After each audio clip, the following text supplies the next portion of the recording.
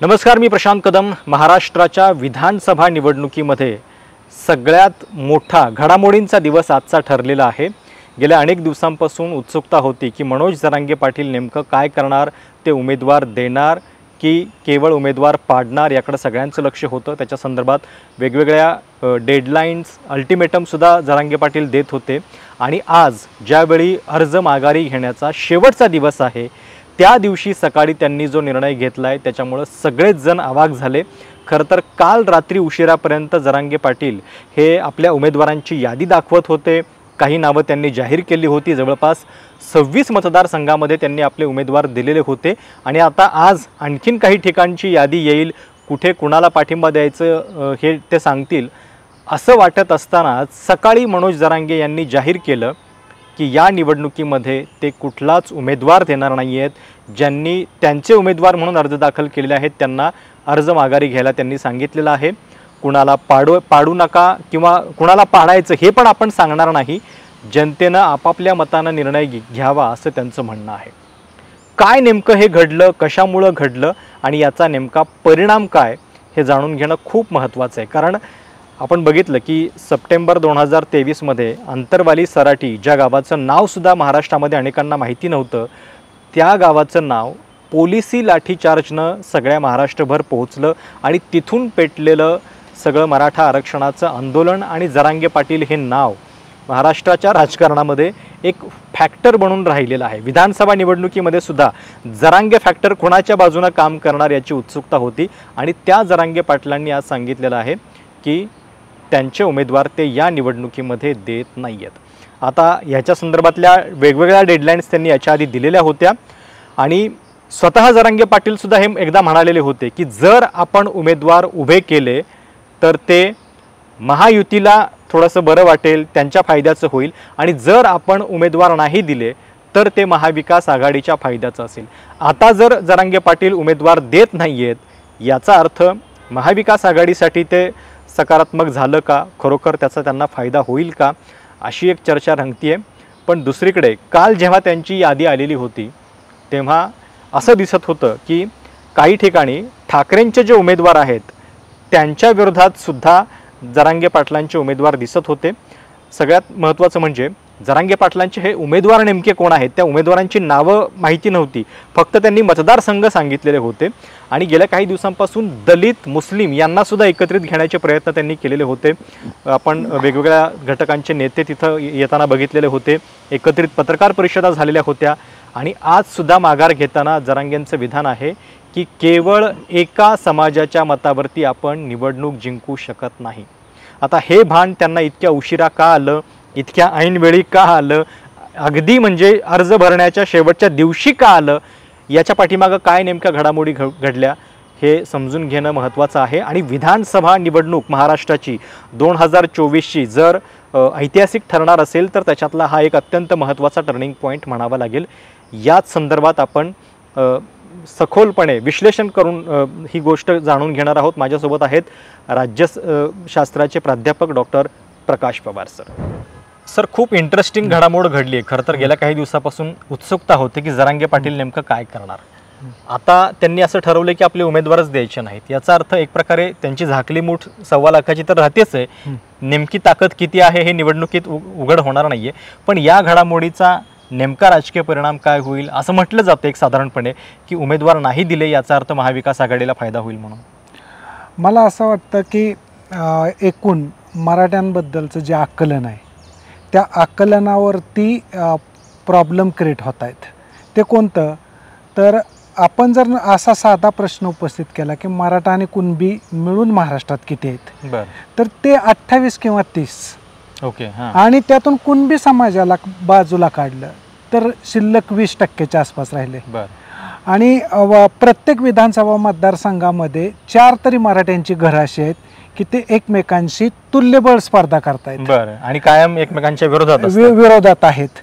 पैसा पाणी समान आहे, कार्यकर्ते समान आहेत, संस्था समान आहेत, पण आयडियोलॉजी भिन्न आहे। बरोबर, घराण्यामधली स्पर्धा खानदानी आहे, परंपरागत चालत आलेली आहे। ही परंपरागत स्पर्धा जरांगे पाटील थांबवू शकणार होते का तर उत्तर नाही असं आहे. त्याच्यामुळे जरांगे पाटलांनी उमेदवार दिला असता तरी एखाद्या स्पर्धकाला त्यांनी बरोबर घेतलं असतं, पण त्यांच्या विरोधात 3 स्पर्धक शिल्लकच राहिले असते.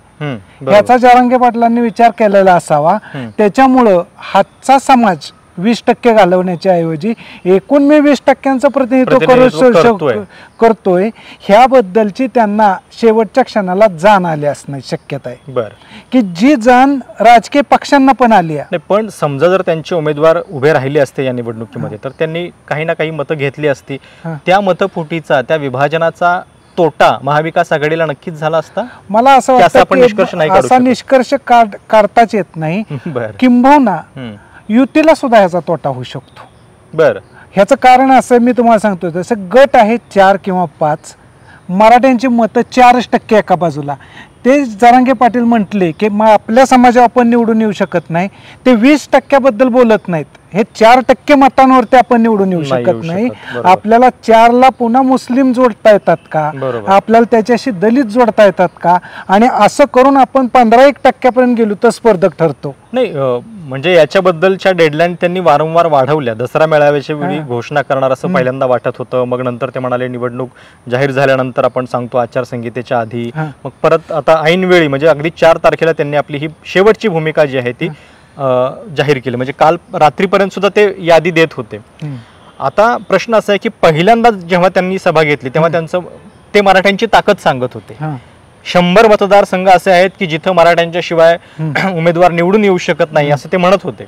मग अचानक हे भान का आलं की आपल्या एकट्याच्या जोरावरती निवडणूक जिंकू शकत नाही एका जातीवरती? मला असं वाटतं हे म्हणणं बरोबर आहे की 100 मतदारसंघ किंवा काही ठिकाणी 150 लोक म्हणतात की ज्या मतदारसंघामध्ये मराठा निर्णायक आहेत, परंतु ते सगळ्यांची गोळाबेरीज करतायत. गोळाबेरजीला संसदीय राजकारणात महत्त्व नाही.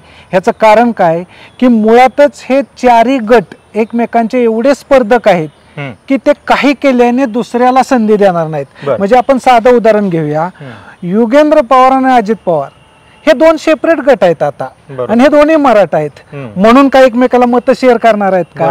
नाही, पण तुम्ही जे म्हणताय की विभागलेले आहेत तर तो एक राजकीय नेत्यांचा गट असेल कदाचित. म्हणजे जरांगेंच्या आंदोलनातली मांडणी अशी होती की प्रस्थापित आणि विस्थापित, तर हे विस्थापित मराठे सुद्धा एक गठ्ठा त्यांच्या बाजूला राहिले नसते. विस्थापित मराठे त्यांच्या बाजूला राहिले नसते, कारण विस्थापितांचं जीवन मरणाचा प्रश्न जगण्याचा असतो, पाण्याचा असतो, विहिरीचा असतो, आणि हा समस्या आर्थिक घेऊन ते कुठल्या तरी गटाशी कनेक्ट असतात, साखर कारखान्याशी कनेक्ट असतात, दूध डेअरीशी कनेक्ट असतात. याच्यामुळे विस्थापित वर्सेस प्रस्थापित अशी दुही निर्माण होत नाही, आणि ह्या दुहीतून मोठ्या प्रमाणावरती राजकीय निकाल लागत नाही. राजकीय निकाल लावायचा असेल तर 2-3 गट एकत्र यावे लागतात. आजही महाराष्ट्रामध्ये तुम्ही मुख्य समस्या बघा, उच्चवर्णीय बिगर महाराष्ट्रीयन बनिया यांना मराठा कसे जोडायचे मराठा गटाला, हा देवेंद्र फडणवीसांच्या पुढचा प्रश्न आहे. बरोबर. म्हणजे या संपूर्ण आंदोलनाच्या दरम्यान सुद्धा ज्या पद्धतीनं जरांगेंच्या मागण्या बदलत गेलेल्या आहेत आणि ज्या पद्धतीनं राजकीय भाषा सुद्धा त्यांनी केली, म्हणजे आधी पूर्णपणे ते ताकद समाजाची सांगत होते, पण आता अचानकपणे त्यांना हे भान आलेलं आहे. काही दिवसांपूर्वी आपण हे बघत होतो की प्रत्येक नेता उठतोय आणि आंतरवाली सराठीमध्ये जाऊन भेटतोय. म्हणजे आता आपण कोल्हापूरमध्ये आहोत तर इथले कागल मतदारसंघातले दोन्ही बाजूचे नेते जाऊन जरांगेंना भेटले. समरजित घाडगे जे तुतारीच्या चिन्हावरती उभे आहेत ते जाऊन भेटले, पाठोपाठ हसन मुश्रीफ जाऊन भेटले. तर ही गोष्ट अपरिहार्यता जी आहे ती लोकांना का वाटू लागली, असे नेते जाऊन भेटतात तिकडे? ह्याचे अर्थ 2 लागू शकतात. एक म्हणजे उदाहरणार्थ कागलमधून राजा गेला आणि त्यांना भेटला, तर हे एका अर्थाने लोकशाहीची ब्युटी आहे, कारण सामान्य माणसाला जाऊन राजा भेटतो, म्हणजे याच्यामध्ये काहीतरी लोकशाहीनं कामगिरी केलेली आहे. पण दुसरा मुद्दा असा आहे, राजांच्या पाठीमागे सुद्धा इथला मराठा समाज 3-4% आहे, आणि त्याला जे लोक हातावरती काम करणारे आहेत, जे इतर गटांमध्ये जुळलेले आहेत, त्यांना फोडून आणता आलं तर चांगलीच गोष्ट आहे, म्हणून ते जरांगे पाटलांपर्यंत गेलेत. म्हणून ह्याच लॉजिकवरती आधारित तुम्ही असा विचार करा, जरांगे पाटलांकडे जे लोक गेले होते तो 5वा गट होता. नव्याने उदयाला आलेला राजकारणातला, नव्याने साधन संपत्ती गोळा केलेला आणि गेल्या 10 वर्षामध्ये स्थानिक स्वराज्य संस्थांच्या निवडणुका नाहीत झाल्या आणि ज्यांना कुठेही राजकारणात वाव नाही मिळाला तो स्पर्धा करू पाहत होता आणि आपल्या स्पर्धेला एक आधार तो जरांगे पाटलांचा देत होता. ओके. म्हणून 5वा गट तिथं जात होता. पहिले 4 गट जात नव्हते. तुम्ही पहा, म्हणजे बीजेपीचा गट जाण्याचं काही कारण नव्हते, शिवसेनेचा नाही, राष्ट्रवादी काँग्रेसचा जाऊ शकत नव्हता, कारण त्यांच्या संस्था आहेत, संस्थांमधनं बांधलेले मराठा आहेत, ही त्यांची मूळ रचना होती. आणि या सगळ्या म्हणजे एकूण गेल्या महिना 1.5 महिन्याच्या कालखंडामध्ये जरांगेंचा उमेदवार कोण आहे हे मात्र कोणाला नाही दिसलं. फक्त ते उमेदवारांच्या नावानं सांगत होते की मी सांगेल तेव्हा अर्ज मागे घ्यायचा वगैरे हे ते. म्हणजे अजून सुद्धा मला वाटतं की कोणाला सांगता नाही येणार ठामपणे की एखाद्या मतदारसंघामध्ये जरांगेंचा उमेदवार नेमका कोण होता. बरं, त्यांची अशी काही आघाडी नाहीये की एक समान चिन्ह त्यांना संपूर्ण राज्यभर मिळेल. प्रत्येक ठिकाणी प्रत्येकाचं काहीतरी वेगळं चिन्ह असणार. त्यांचा प्रचार ते कसा करणार हे माहिती नाही आपल्याला, की प्रत्येक ठिकाणी वेगळं चिन्ह आणि ते जरांगेंचा उमेदवार आहे हे ठसवणं, जिथं म्हणजे मान्यताप्राप्त पक्षांना सुद्धा आपलं चिन्ह पोहोचवण्यामध्ये खूप अडचणी येतात, तिथं जरांगेंचे हे वेगवेगळ्या ठिकाणी वेगवेगळ्या चिन्हावरती आणि फारसं नाव माहिती नसलेले उमेदवार हे कसं होणार होतं हे माहिती नाही. पण ते म्हणजे त्याच्या निमित्तानं राजकीय भाषा मात्र सुरू होती. पण एक प्रकारे आपली ताकद त्यांनी म्हणजे झाकली मोठंच ठेवलेली आहे, त्यांनी उघड केलेली नाहीये. याचा आंदोलनाच्या भवितव्यावरती काय परिणाम होईल? मला असं वाटतं की आंदोलनावरती याचा मोठा परिणाम होणार नाही. ह्याचं कारण असं आहे की आंदोलनाची मुख्य भूमी ही मराठवाडा आहे आणि मराठवाड्यातली समस्या ही खूप मोठी समस्या आहे की जी समस्या आजपर्यंत सरकारला सोडवता आलेली नाही. त्याच्यामुळे जनता जी मराठा म्हणून आयडेंटिटी आहे ती सगळे विरोधात आहे सरकारच्या. ह्यामुळं ते लोक 100% जरांगे पाटलांच्या पाठीशी राहतील, ते काय फार विचलित होणार नाहीत. परंतु कुठला गट जरांगे पाटलांपासून बाजूला जाईल तर मी जसं सांगतोय तसा की जो 4था 5वा गट होता की ज्याच्या आशा पल्लवित झाल्या होत्या की मी निवडून येईल, ते लोक आता जरांगे पाटलांपासून बाजूला जातील, त्यांचा अपेक्षाभंग झालाय. लोकसभेच्या वेळी जेव्हा जरांगे अलिप्त राहिलेले होते, अलिप्त म्हणण्यापेक्षा सक्रिय नव्हते आतमध्ये, तेव्हा त्याचा तोटा महायुतीला झाला असा एक निष्कर्ष काढला गेला. आता या निवडणुकीमध्ये वारंवार एक दिसलं की ते देवेंद्र फडणवीसांच्या विरोधात थेट विधान करतायत. ते एकनाथ शिंदेच्या विरोधात नाहीत बोलत, पण देवेंद्र फडणवीसांच्या विरोधात बोलतात. सोबतच भाजपच्याच काही वर्तुळातले नेते जरांगेंना थेट प्रत्युत्तर देतात, त्यांच्या विरोधात जाहीर टीका टिप्पणी करतात. मग जर भाजपलाच धडा शिकवायचा होता जरांगेंना तर त्यांच्याकडे काय स्ट्रॅटेजी होती आणि ती स्ट्रॅटेजी ते आता वापरतायत का? म्हणजे आत्ताच्या त्यांच्या भूमिकेतून ते देवेंद्र फडणवीसांना जो त्यांना धडा शिकवायचा आहे ते शिकवू शकतील? मला असं वाटतं की अजून त्या दोघांमध्ये पाहिजे एवढं पेटलेलं नाही, म्हणजे एकमेकांच्या विरोधात भूमिका घ्यायचं. ह्या आता त्यांनी एकाने माघार घेतली म्हणजे जरांगे पाटलांनी, ह्याच्यावरती बीजेपीतून प्रतिक्रिया येतील, त्याच्यावरती हे किती उद्विग्न होतील हे पुढच्या 15-20 दिवसामध्ये वातावरण तापत जाईल. आणि जर हे जास्त तापलं तर कदाचित आघाडीला फायदा होईल आणि बीजेपीला तोटा होईल, पण शिंदेंना अजिबात तोटा होणार नाही. शिंदेंना तोटा होणार नाही हे वाक्य महत्वाचं आहे या सगळ्या ह्याच्यात, कारण शिंदेच्या बद्दल आपुलकी आहे. बरं, नाही आणि शिंदेचं आणि जरांगेंची जी केमिस्ट्री आहे, म्हणजे आंतरवाली सराटीमध्ये स्वतः मुख्यमंत्री जाऊन आले तिथे उपोषण सोडायला, नंतर पण ते गेले होते, व्यासपीठावरती एकत्रितपणे दिसले. म्हणजे आता महाराष्ट्राला त्या प्रश्नाचं उत्तर अजून कळालेलं नाहीये की जरांगेंच्या पाठीमागे नेमकं कोण आहे. काही लोकांना वाटतं शरद पवार आहेत, काहींना वाटतं एकनाथ शिंदे आहेत, नेमकं कोण आहे?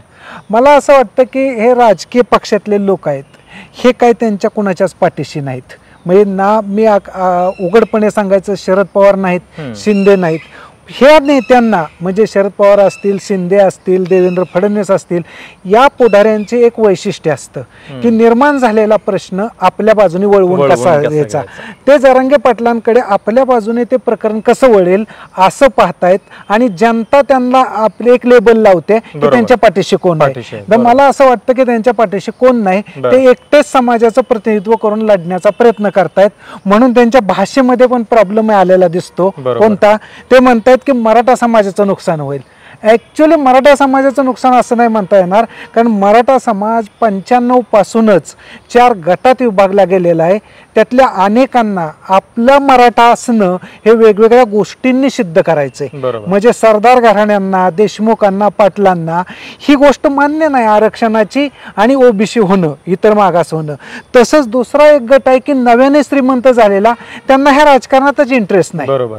म्हणजे याचा अर्थ मराठा तुम्ही आयडेंटिटी म्हणता ती सगळ्या समाजाची नाही, ते एका गटापुरती मर्यादित आहे आणि त्या गटाशी संबंधितच ते बोलतात. पण एक विधान त्यांचं जे होतं की एका समाजाच्या जोरावर आपण निवडणूक जिंकू शकत नाही, एका अर्थानं त्याच्यातून महाराष्ट्राच्या राजकारणाचं वास्तव सुद्धा स्पष्ट झालेलं आहे.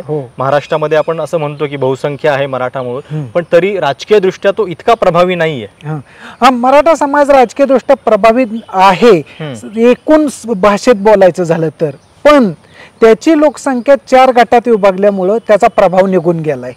कारण ते आपापसात लढतायत, तेव्हा त्या 4ला मुस्लिमांची मदत लागते, नवबौद्धांची मदत लागते, शहरामध्ये असेल तर शहरी सेक्टर मधल्या लोकांची मदत लागते. याच्यामुळे प्रश्न निर्माण झालाय की तुम्ही गट कसे मॅनेज करता. म्हणून हे पॉलिटिक्स मराठ्यांचं असण्यापेक्षा मराठ्यांच्या गटाचं आणि सोशॉलॉजीमध्ये स्ट्रॅटिफिकेशनचं पॉलिटिक्स आहे. बरोबर. इंटरेस्टिंग मुद्दे सरांनी मांडलेले आहेत आणि महाराष्ट्राच्या या विधानसभा निवडणुकीतली ही एक अत्यंत महत्त्वाची घडामोड आहे. विशेषतः मराठवाड्यातल्या काही मतदारसंघामध्ये याचा खूप मोठा परिणाम होईल, कारण काल जी यादी आलेली होती त्याच्यामध्ये सुद्धा मराठवाड्यातले काही उमेदवार जरांगेंनी दिलेले होते. आता मी म्हटलं तसं की या सगळ्या घडामोडीचा नेमका फायदा कुणाला होतोय हे आपल्याला खरं तर 23 तारखेला कळेलच. पण त्याच्यानंतर आता मधल्या काळात विधानं काय होत आहेत दोन्ही बाजूंनी याच्यावरती सुद्धा बरीच गोष्ट अवलंबून असेल. खूप महत्त्वाची घडामोड आहे आणि म्हणूनच हे सगळं आपण नीट समजून घेण्याचा प्रयत्न केला. आज अजून एक घडामोड घडलेली आहे ती म्हणजे राज्याच्या पोलीस महासंचालक रश्मी शुक्ला यांची बदली करण्यात आलेली आहे. निवडणूक आयोगानं ती करायला सांगितलेली आहे. साहजिक आहे की त्यांच्यावरती पक्षपातीपणाचे आरोप होत होते आणि त्यामुळं काँग्रेसनं ही मागणी गेल्या काही दिवसांपासून केलेली होती आणि आज अचानक या 2 घडामोडी घडलेल्या आहेत. जरांगेंनी अशा पद्धतीनं उमेदवार मागे घेण्याचा किंवा न लढण्याचा निर्णय घेणं आणि पाठोपाठ ही घडामोड, दोन्हीही घटना खूप इंटरेस्टिंग आहेत. त्याच्यामध्ये बरेच लेयर्स आहेत आणि तेच आपण या निमित्तानं समजून घेतोय. जरांगेंच्या या आंदोलनातून म्हणजे त्यांनी मध्यंतरी दलित आणि मुस्लिम नेत्यांना काही सोबत घेण्याचा प्रयत्न केला, पण तरीसुद्धा इतकी प्रभावी फळी जी आहेत ते निर्माण करू शकले नाही आहेत. आता साहजिक आहे की जाहीरपणे इतकी थेट विधानं त्यांनी फडणवीसांच्या विरोधात केलेली आहेत. खरोखर तो धडा ते या स्ट्रॅटेजीतून त्यांना शिकवू शकतील का, आपल्याला उत्तर 23 तारखेला कळेलच. नाहीतर मग हरियाणाप्रमाणेच, हरियाणामध्ये तेच झालं होतं की जाट काँग्रेसच्या बाजूने आहे तसं वाटलं होतं, पण उलटं झालं. इथं नेमकं काय होतं याचं उत्तर आपल्याला 23 तारखेला कळेल. तुम्हाला या सगळ्याबद्दल नेमकं काय वाटतं, तुमच्या कमेंट्स आणि सूचना नक्की कळवा. चॅनल सबस्क्राईब करायला विसरू नका. धन्यवाद.